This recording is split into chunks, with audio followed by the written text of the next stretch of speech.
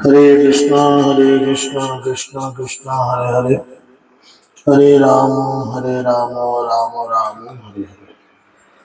जय राधा माधव कुंज बिहारी, गोपी जन वल्लभ गिरिवरधारी।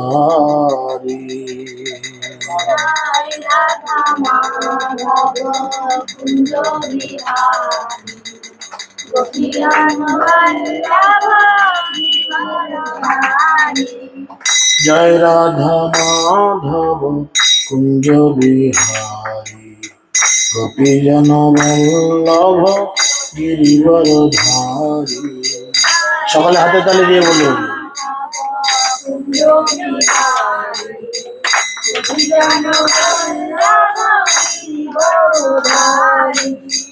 जय राधा माधव कुंज बिहारी, गोपी जन वल्लभ गिरिवरधारी। जय राधा माधव कुंज बिहारी, गोपी जन वल्लभ गिरिवरधारी। यशोदानंदन व्रज जन रंजन, यशोदानंदन व्रज जन रंजन, यमुना तीरवन चारी, यमुना तीरवन चारी। जय राधा माधव कुंज बिहारी, गोपी जन वल्लभ गिरिवरधारी। यशोदानंदन व्रज जन रंजन, यशोदानंदन व्रज जन रंजन, यमुना तीरवन चारी। जय राधा माधव कुंज बिहारी, गोपी जन वल्लभ गिरिवरधारी। हरे कृष्णा कृष्ण कृष्ण हरे हरे, हरे राम राम राम हरे हरे। हरे कृष्णा कृष्ण कृष्ण हरे हरे,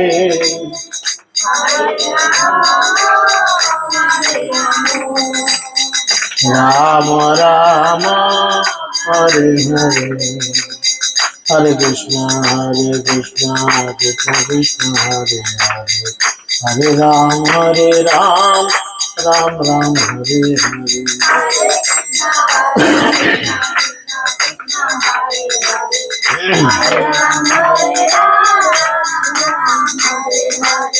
राधा माधव जय राधा माधव, राधा माधव जय राधा माधव।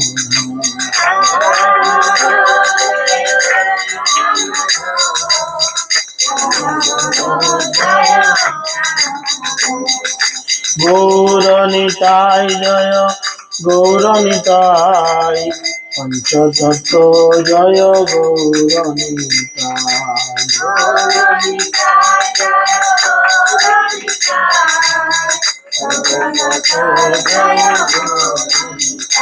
जय जय प्रभुपाद प्रभुपाद प्रभुपाद प्रभुपाद।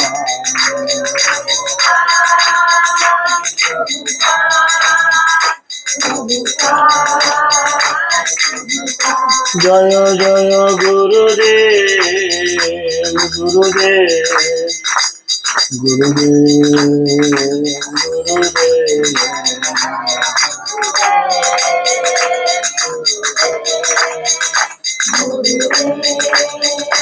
निताय गौर हरि बोल हरि बोल हरि बोल।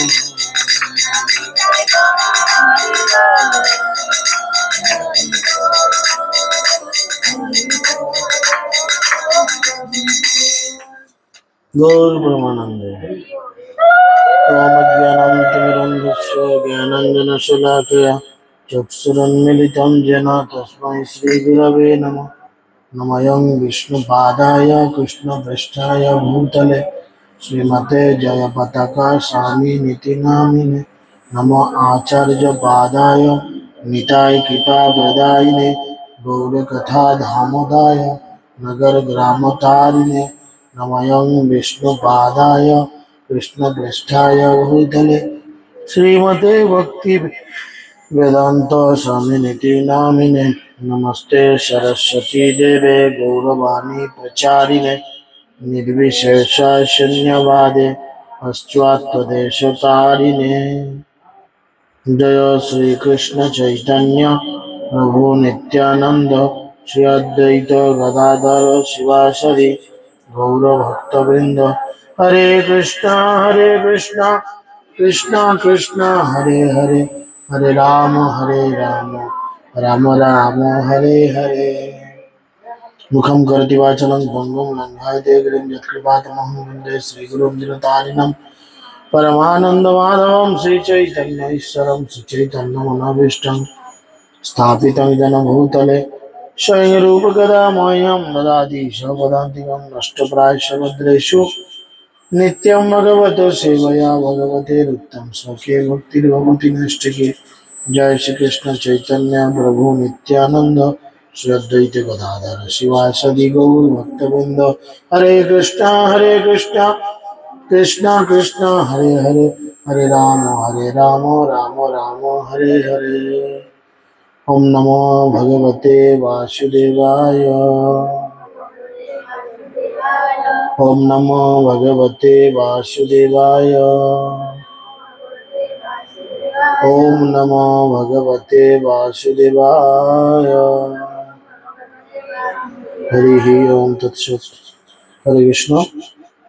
সকলকে আন্তর্জাতিক কৃষ্ণ ভাবনামৃত সংঘ তথা ইস্কন নামকের পক্ষ থেকে প্রীতি শুভেচ্ছা এবং অভিনন্দন জ্ঞাপন করি। সকলের শ্রীধাম্মাপুরে সুস্বাগতম। আপনারা সকলেই জানেন কিছু করতে হবে না, রাখো যাকে তার মাথায় উড়ি দাও, ওদের দিকে উড়ি দাও মুখটা। আর আপনারা সকলেই জানেন যে আজকে একটা বিশেষ দিন। কি দিন বা কি তিথি আজকে কে কে জানেন একটু হাত তুলেন। বাকিরা জানেন না, তাই তো? যাই হোক, আজকে একাদশী, এটা সবাই জানেন তো? আজকে একাদশী এটা জানেন কে কে? সকলেই জানেন না, অনেকেই আছে জানেন না। খুব ভালো। তো যাই হোক, আজকে একটি পবিত্র একাদশী, যদিও প্রত্যেকটি একাদশী পবিত্র, তার মধ্যে আজকে হচ্ছে পার্শ্ব একাদশী, অর্থাৎ ভগবান শয়ন একাদশী থেকে গর্ভসমুদ্রে শায়িত হন। আর গর্ভসমুদ্রে শয়ন একাদশীতে শায়িত হওয়ার যে 4 মাস যে শায়িত হওয়ার সময়, তার মধ্যে প্রথম 2 মাস অতিবাহিত হওয়ার পরে ভগবান কি করেন না, তিনি পার্শ্ব পরিবর্তন করেন। অর্থাৎ আমরা যদি বিছানায় শুই, একদিকে ব্যথা হয়ে গেলে আমরা আবার একটু ঘুরে অন্য পাশ ঘুরি, তো ঠিক সেরকম ভগবান যে 4 মাস শয়ন করেন 12 মাসের মধ্যে, তো 4 মাসের মধ্যে আজকে সেই মধ্যকার দিন, দ্বিতীয় মাস, 2 মাস অতিবাহিত হলো। এই দ্বিতীয় মাসে, এই মাসে ভগবান পার্শ্ব পরিবর্তন করেন, যার জন্য এর নাম পার্শ্ব একাদশী। যদি এর মাহাত্ম অনেক রয়েছে, আমরা গ্রুপে বা ফেসবুক ইউটিউবে দেখেছি। তাছাড়াও আজকে আরো কতগুলি মাহাত্মপূর্ণ দিন। কে কে জানো? হাত তোলো। আজকে কি কি বলো। আর বামন দেবের আবির্ভাব তিথি। আর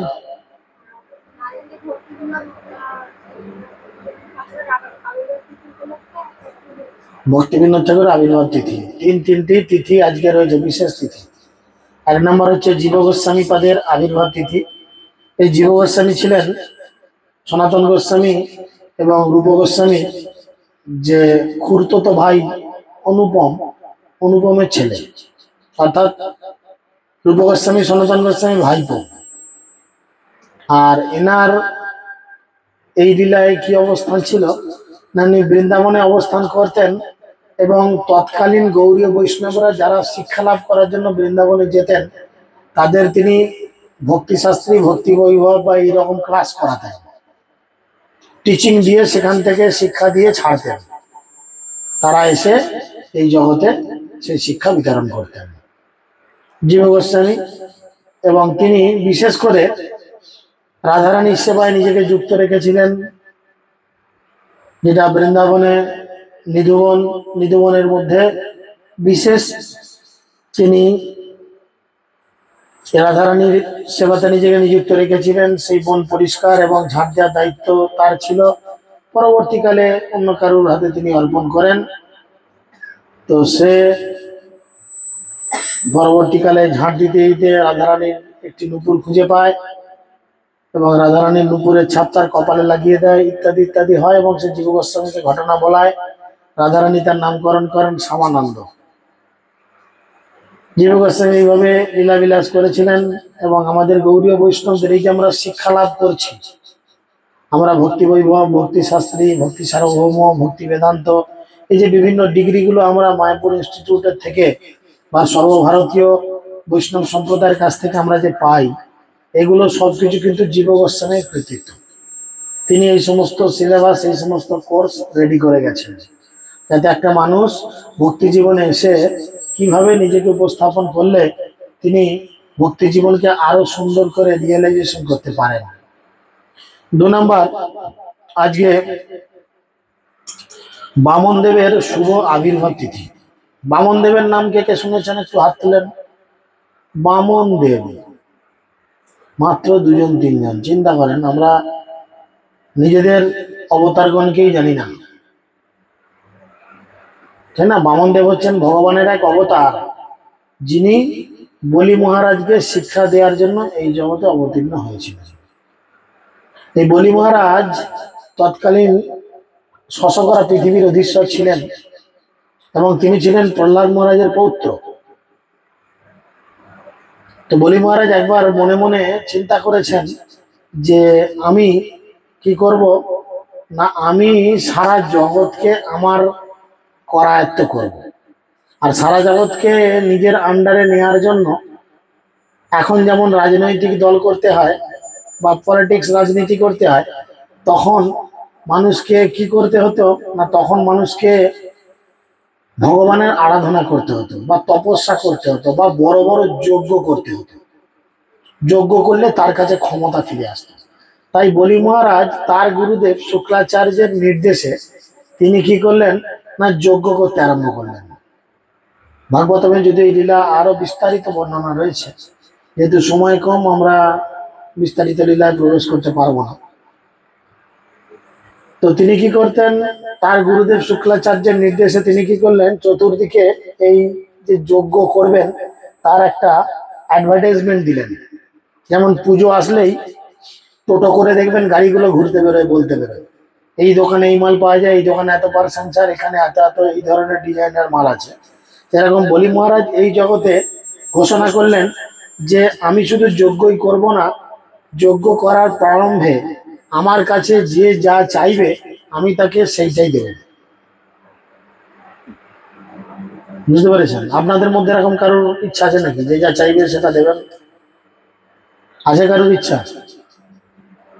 হ্যাঁ না কিছু বলেন না, যে কি করে বুঝবো? চুপ থাকলে অনেক সময় মনে হয় হ্যাঁ ইচ্ছা আছে। ইচ্ছা কি আছে? পেছনে কেই বলেন ইচ্ছা আছে? আমার আছেই কি যে দেবো? হ্যাঁ, আমার নিজের কি, আমার নিজের কিছু আছে যে দিতে পারবো? নাম দিয়েছে অন্যজন।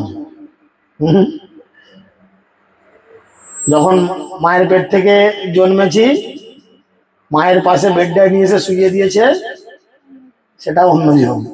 হ্যাঁ, আবার জীবনে যখন প্রথম খেতে শিখেছি, ভাতই খাই, মুড়ি খাই, যাই খাই, সেটা খাইয়ে দিয়েছে। নিজে খেয়েছি কি? নিজে খেয়েছেন? আপনারা কেউ নিজে খেয়েছেন? তখন মামা মামি কেউ খাইয়ে দিয়েছে, যাদের নাই কাকা যেটা খাইয়ে দিয়েছে। হ্যাঁ, অন্যজন। সারা জীবন আমি যা করব, খাবার দাবার যা খাবো, নিজে কিছু রেডি করতে পারবো না, সেটাও এনে দেবে অন্যজন। শুধু তাই নয়, মরে গেলে শ্মশানে নিয়ে যাবে, আপনি নিজে যাবেন শ্মশানে, কাটে উঠে বসবেন, জানবে চালিয়ে দেবে, সেটাও নিয়ে যাবে অন্যজন। তাহলে এই জগতে আপনার নিজের বলতে কিছু নাই। কখন আমরা এই জগতের জিনিসকে নিজের মনে করি বলেন তো? কখন কখন মনে করা এটা আমার, এটা আমার গাড়ি, এটা আমার বাড়ি, এটা আমার বউ, এটা আমার মেয়ে, এটা আমার ছেলে, এটা আমার টাকা, এটা আমার পয়সা? কখন মনে করি? কখন মনে করেন? আপনারা মনে করেন? চুপচাপ সব ক্যাবলার মতো তাকিয়ে রয়েছেন, কি করে বুঝবো? শুনছেন না অন্য কিছু ভাবছেন? হুম, মনে করেন? কি মনে করেন? মনে করেন? আপনি মনে করেন? আপনার গলার ওইটা কি চকচক করছে? হাড়, সোনার হাড় একটা না? ওটা কার? আমার, বলছে আমার। আপনি যদি এক্ষুনি মনে যান, সঙ্গে যাবে? তাহলে আপনি আপনার কি করে বলছেন?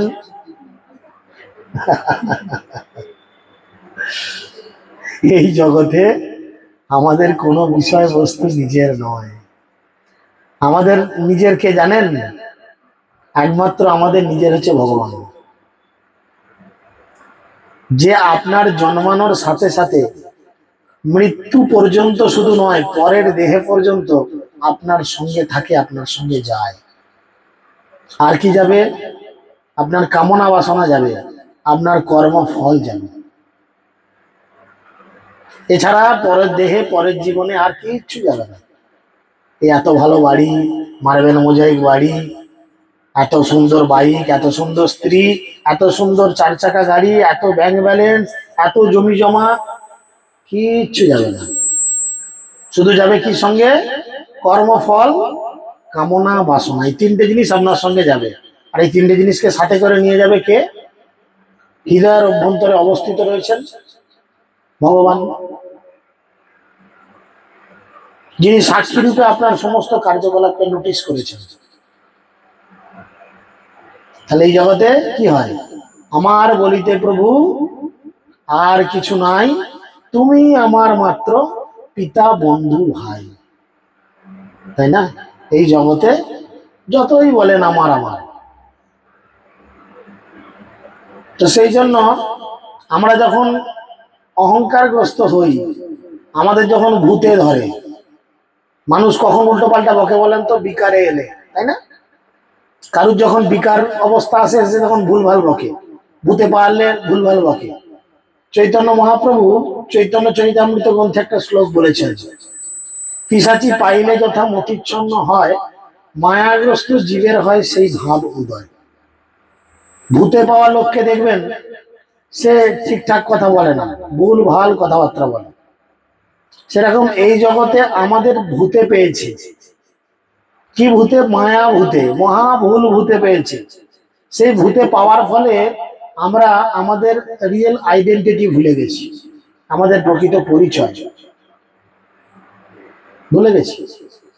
সবাই ভুলে গিয়ে ভাবছি আমি অমুক, আমি তুসুক, আমি সুন্দর, আমি কুৎসিত, আমি স্ত্রী, আমি পুরুষ, আমি ডাক্তার, আমি প্রফেসর, আমি ব্যারিস্টার, আমি উকিল। প্রকৃত পরিচয় আমরা ভুলে গেছি। তাই বলি মহারাজও এরকম প্রকৃত পরিচয় ভুলে গেছেন।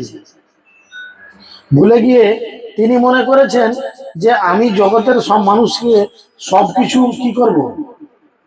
দান করব, যে যা চাইবে দিতে পারবো। ভগবান সবকিছু সহ্য করেন, ভগবান শুধু একটা জিনিস সহ্য করেন না, সেটা কি? সেটা হচ্ছে অহংকার। বলি মহারাজের অহংকার হয়েছে, তিনি ভেবেছেন এই পৃথিবীর মালিক আমি, আমি তোমাকে 10 বিঘে জমি দেবো, আমি তোমাকে 2টো গাড়ি দেবো, আমি তোমাকে 10টা গরু দেবো, আমি তোমাকে এই দেবো। কিন্তু এগুলো কোনোটাই তোমার নয়, এ সবের মালিক হচ্ছে ভগবান। তো বলি মহারাজ সেই চিন্তা করে কি করলেন? জগতে প্রসিদ্ধ হতে লাগলেন, মানুষের কাছে খুব বিখ্যাত হতে লাগলেন।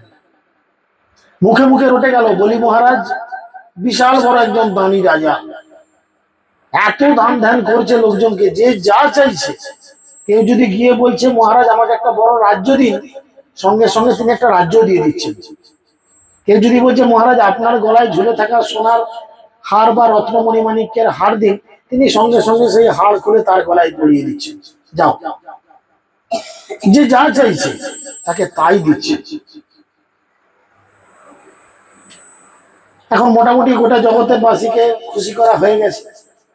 ভগবান বিষ্ণু দেখলেন বলি মহারাজ এত অহংকার করছেন, আর এই যজ্ঞ কমপ্লিট করলে বলি মহারাজ আবার একটা নতুন ক্ষমতা পাবে, তার ফলে তার অহংকার আরো বাড়বে।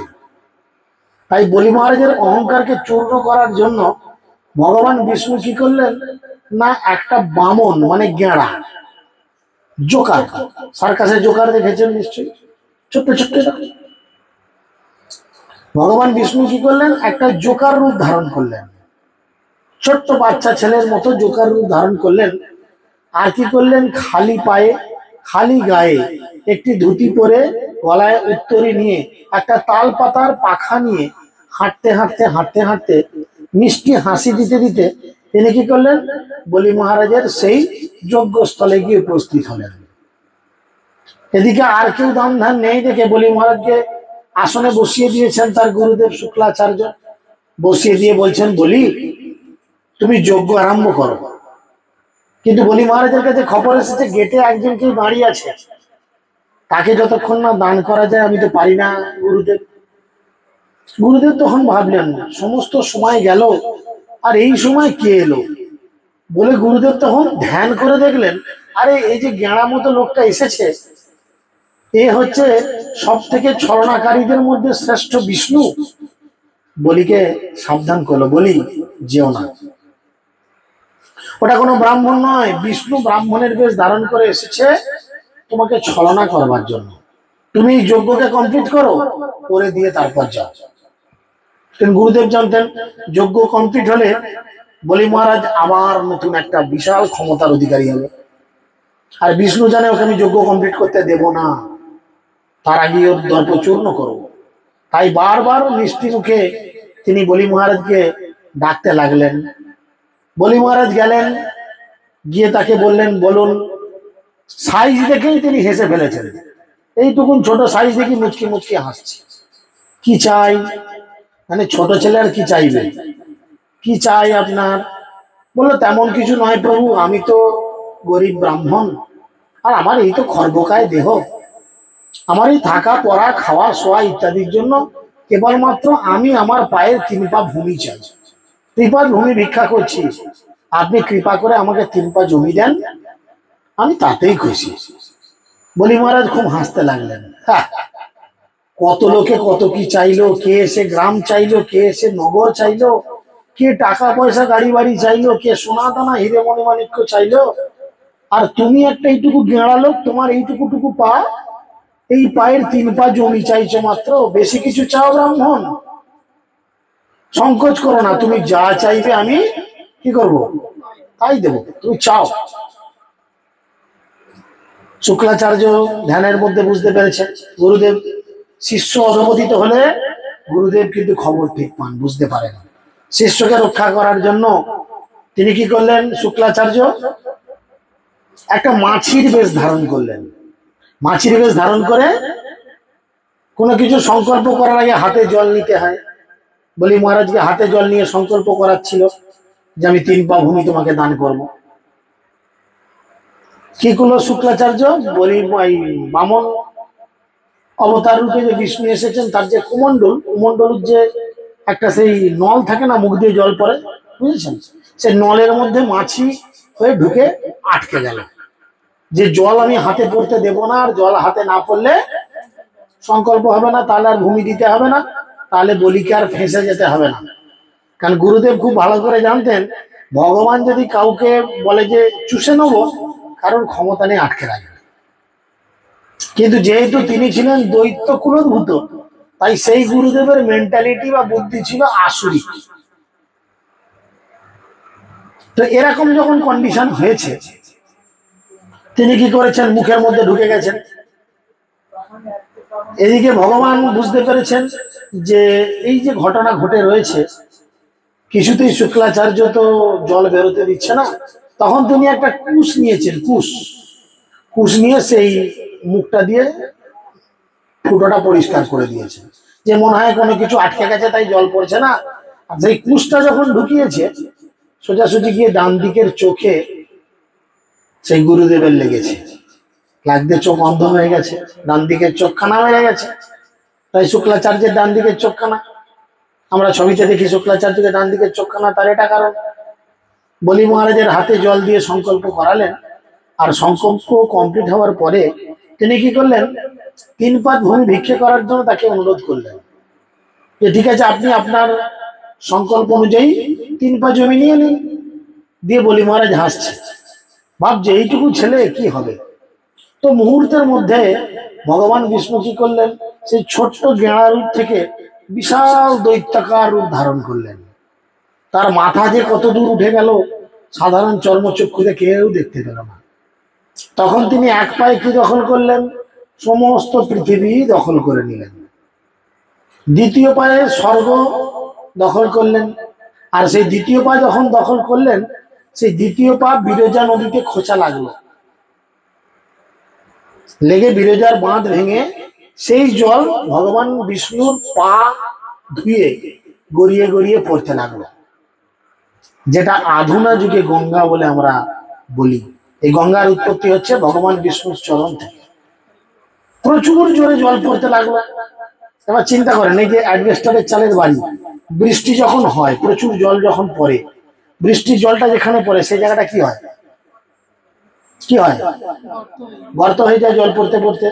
এখন অত উঁচু থেকে অত জোর ঝর্ণা ধারা নেমে আসছে, সে যদি পৃথিবীর বুকে জোরে পড়ে, পৃথিবীর এই দিকে পড়বে, ওই দিকে ফুটো হয়ে বেরিয়ে চলে যাবে।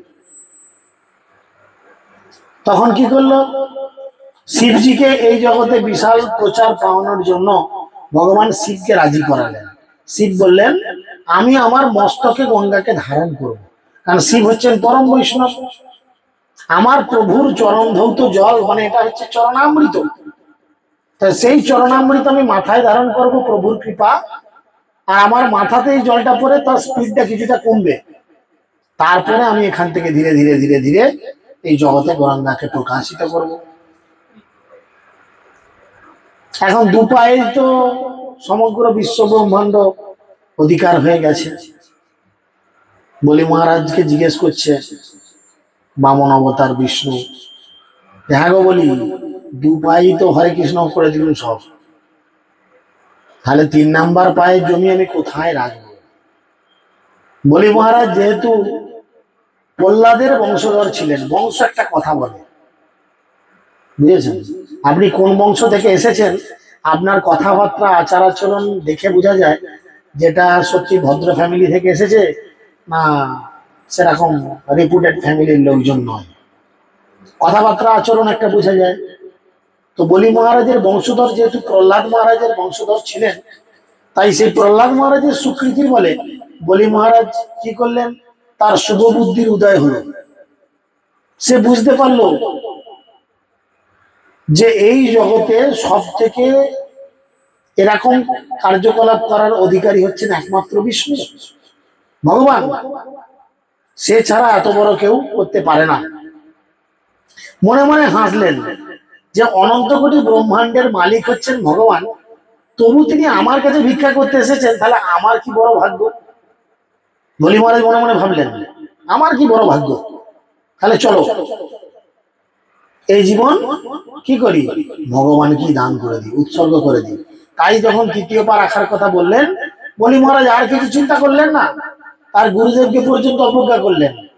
শাস্ত্রে বলে কখন গুরুদেবকে অবজ্ঞা করা উচিত না, গুরুদেব যখন অপকর্মে যুক্ত হবে, গুরুদেব যখন কৃষ্ণ তত্ত্ববেত্তা হবেন না, গুরুদেব যখন ভুল কর্মে নিযুক্ত থাকবে, গুরুদেব যখন কৃষ্ণ বিরোধী আচরণ করবে। এখানে শুক্লাচার্য কি করলো, ভগবানের বিরুদ্ধাচরণ করলেন। তাই বলি মহারাজ মুহূর্তের মধ্যে শুক্লাচার্যকে রিফিউজ করলেন, করে দিয়ে কি করলেন, ভগবানের চরণে নিজেকে সমর্পণ করলেন।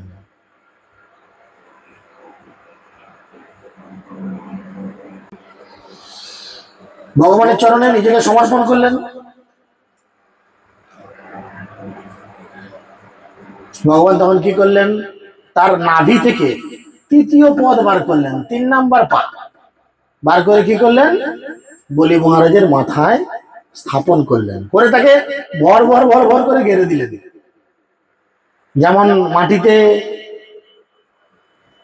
গরুর গোজ গেড়ে দেয়, সেরকম বলি মহারাজের মাথায় পা রেখে তাকে ভর ভর করে গেড়ে দিলেন। কোথায়, পাতালে। আমরা এই যে রয়েছি, এই জায়গাটার নাম হচ্ছে ভূলোক। আমাদের নিচে 7টা লোক রয়েছে, ওপর দিকে 6টা লোক রয়েছে, তাই 14 ভুবন মানে 14টা লোক। তলা দিকে রয়েছে সতল, সুতল, বিতল, অতল, রসাতল, তলাতল, মহাতল, পাতাল। এই 7টা স্টেজ। বলি মহারাজের মাথায় পা দিলেন আর বলি মহারাজকে সুতলে পাঠিয়ে দিলেন, দিয়ে বললেন আপনি সুতল লোকের রাজা হয়ে থাকুন, আর আমি স্বয়ং ভগবান তোমার এই রাজ্যের দরজায় দারোয়ানগিরি করব। তাহলে চিন্তা করেন বলি মহারাজের আত্মসমর্পণ কিরকম ছিল। আমাদের আত্মসমর্পণ কিরকম? আমরা দোকানে গিয়ে সব থেকে কমা ধূপ ভগবানের জন্য নেবো, মিষ্টির দোকানে গিয়ে সব থেকে খটখটে কমা ছোট নকুলদানা বা গুজিয়া ভগবানের জন্য নেবো। বলেন গুজিয়া বাড়িতে জামাই এলে কেউ খেতে দেয়?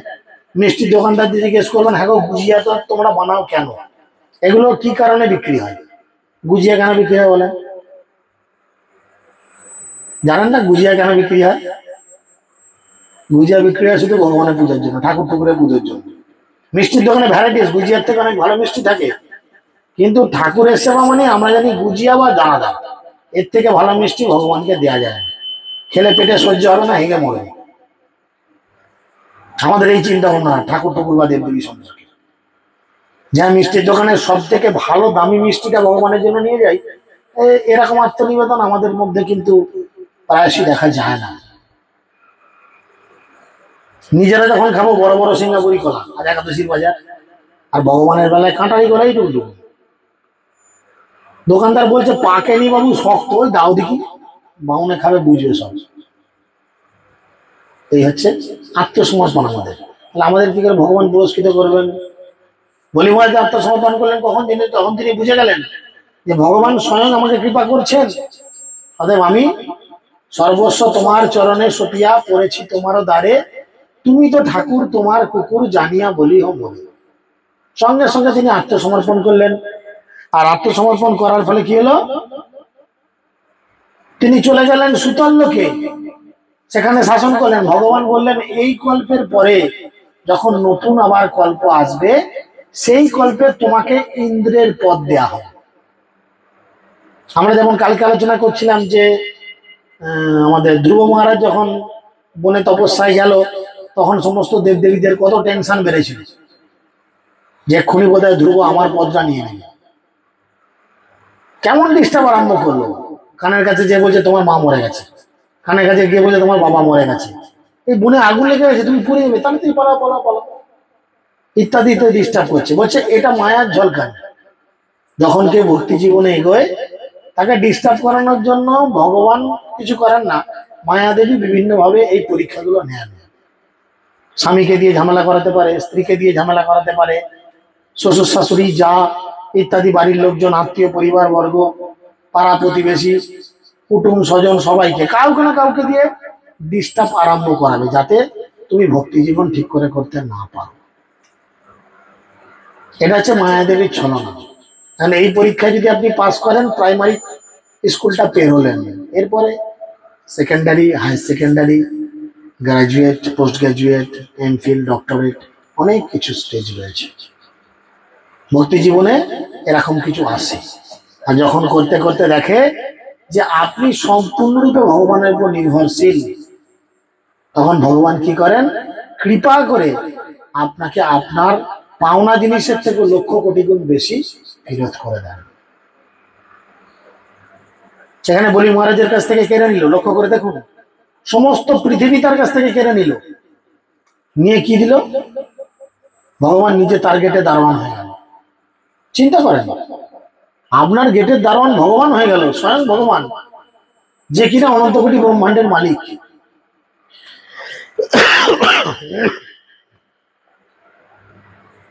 শুধু তাই নয়, আর কি হলো? বলি মহারাজের এই অবস্থা দেখে, তার পাহারা দিচ্ছে দেখে, দেবী লক্ষ্মী কি করলেন? নারায়ণকে খুঁজতে বেরিয়েছে। আরে আমাদের লোকটা তো অনেক দিন বেরিয়েছে, খুঁজে পাইনি। সেই যে গেঁড়া হলো, হয়ে যে কোথাও হাফিস হয়ে গেল, আর দেখতে পাই না। সে কোথায় গেছে? এখন আছে কোথায়? এখন ভগবান কোথায় আছে? সুতল লোকে রয়েছে বলি মহারাজের গেটম্যান প্রার্থনা দিয়ে পাহারা দিচ্ছে। লক্ষ্মী দেবী নারদ মুনির মাধ্যমে জানতে পারলেন। এবার এসে কি করবে, গেটে দিয়ে দেখছে দারোয়ান রূপে ভগবান দাঁড়িয়ে, তাকে বলছো গো তুমি তো আমাকে অনেকদিন ছেড়ে এসেছো, চলো। না, আমি তো আমার ভক্তের কাছে বন্ধন হয়ে গেছি, আমি তো তাকে ছেড়ে যেতে পারবো না। তখন দেবী লক্ষ্মী মাথায় একটা প্ল্যান আনলেন, সাপও মরবে না, লাঠিও ভাঙবে না। সাপও মরবে, লাঠিও ভাঙবে না। কি প্ল্যান করলেন না, তিনি সরাসরি রাজসভায় ঢুকে গিয়ে বলি মহারাজকে নিজের ভাই বানিয়ে দিলেন।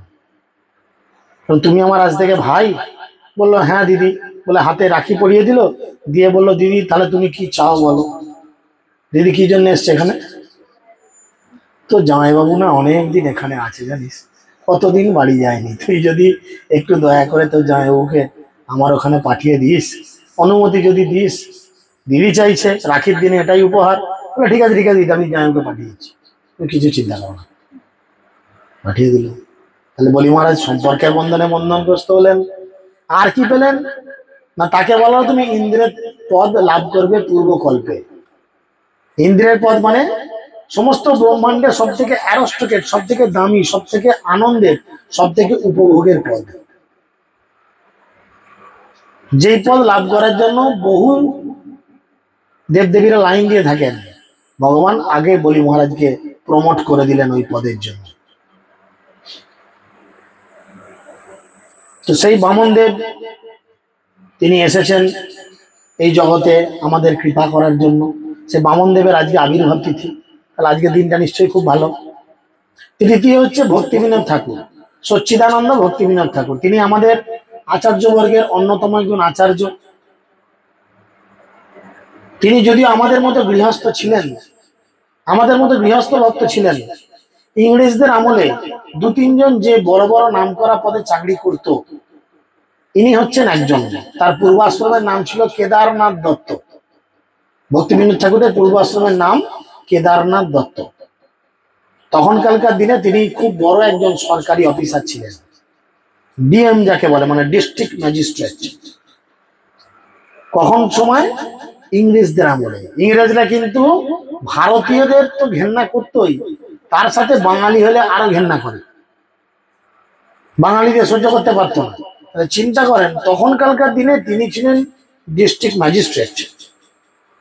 কেদারনাথ দত্ত নাম ছিল। তার নিজের জন্য রেল লাইন, এখনো নবদ্বীপ গেলে দেখবেন কৃষ্ণনগর সিটি ঢোকার আগে একটা রেল লাইন মাঝপথ দিয়ে চলে গেছে আমঘাটা হয়ে, একদম চলে গেছে সুবর্ণ বিহার পর্যন্ত, বদরুল দ্বীপ পর্যন্ত। এই লাইনটা ভক্তি বিনোদ ঠাকুর যাতায়াতের জন্য ইংরেজ তার জন্য রেল লাইন পেতে দিয়েছে। তাহলে কত বড় মাপের অফিসার ছিল চিন্তা করেন। সেই ভক্তি বিনোদ ঠাকুর যখন আবির্ভূত হন, এনার বাবার নাম কি ছিল? ভক্তি বিনোদ ঠাকুরের বাবার নাম কে জানে? প্রশ্ন রইল আজকে, হ্যাঁ কালকে জানাবে সব। ভক্তি বিনোদ ঠাকুরের বাবার নাম। এই ভক্তি বিনোদ ঠাকুর কি করেন, তখনকালকার দিনে তিনি পুরীর ডিএম হয়েছিলেন, পুরী মন্দিরের ইনচার্জে ছিলেন, এবং পুরীতে তিনি জগন্নাথের রথের বিশেষ একজন ম্যানেজিং ডাইরেক্টর ছিলেন। এই ভক্তি বিনোদ ঠাকুর বদরুম দ্বীপে থাকাকালীন, এই যে আমরা সন্ধ্যাবেলা আরতি কীর্তন হয়েছে তো আজকে এখানে আরতি হয়েছে, আরতির ভাষা শুনেছেন? আরতিতে কি বলা হয়েছে? জয় জয় গোরাচাঁদের আরতিকে শোভা বলা হয়েছে না? জাহ্নবী তটজগ মনোলোভা, দক্ষিণে নিতাই চাঁদ, বামে গদাধর, নিকটে অদ্বৈত শ্রীনিবাস ছত্রধর। এই যে গানের লাইনগুলো, এই লাইনগুলো মানে কি? ভক্তি বিনোদ ঠাকুর তার গৃহে বসে নবদ্বীপে যে সুরভিকুঞ্জ রয়েছে গদরুম দ্বীপে, সেই সুরভিকুঞ্জে বসে জলঙ্গির পারে বসে তিনি সন্ধ্যার সময় দেখতে পাচ্ছেন মায়াপুরের আকাশে এই দৃশ্য। কি দেখছেন? আকাশের মধ্যে মহাপ্রভু দাঁড়িয়ে রয়েছেন, পঞ্চতত্ত্ব, এই যে পাঁচজন পঞ্চতত্ত্ব হয়ে মহাপ্রভু আকাশে দাঁড়িয়ে রয়েছেন। বুঝতে পেরেছেন? কে কে দাঁড়িয়ে আছেন ওই লাইনই বলছে।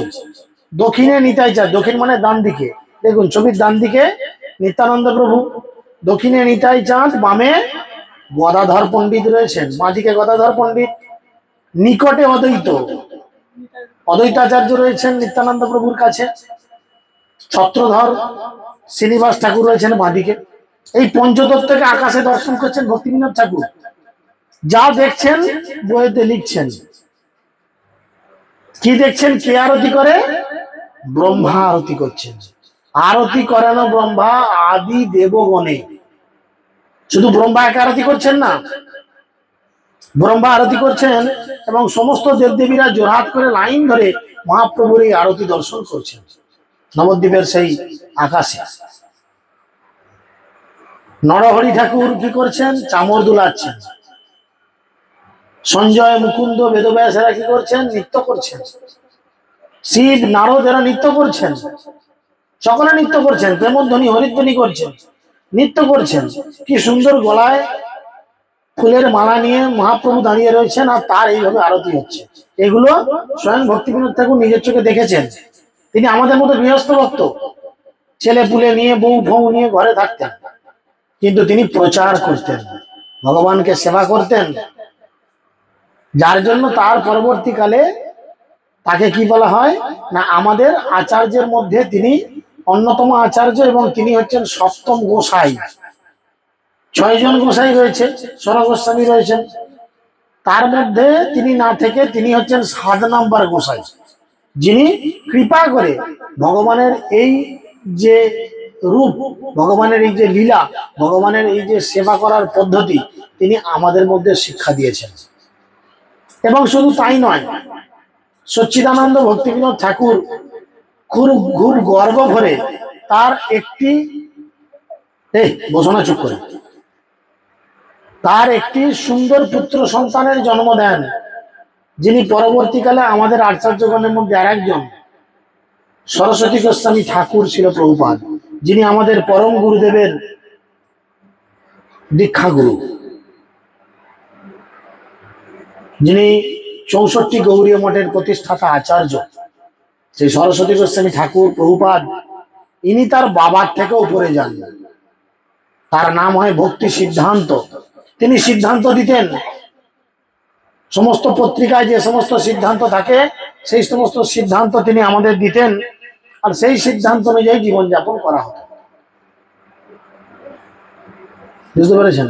তো আজকে এই 3 মহান আচার্যের, 3 মহান বৈষ্ণবের শুভ আবির্ভাব তিথি, তার সাথে আজকে এই একাদশী ব্রত। তো আজকের দিনের মাহাত্ম্য এটি ছিল। হরে কৃষ্ণ কৃষ্ণ কৃষ্ণ হরে হরে, হরে রাম রাম রাম হরে হরে। আলোচিত বিষয়ের উপর কারোর কোনো প্রশ্ন?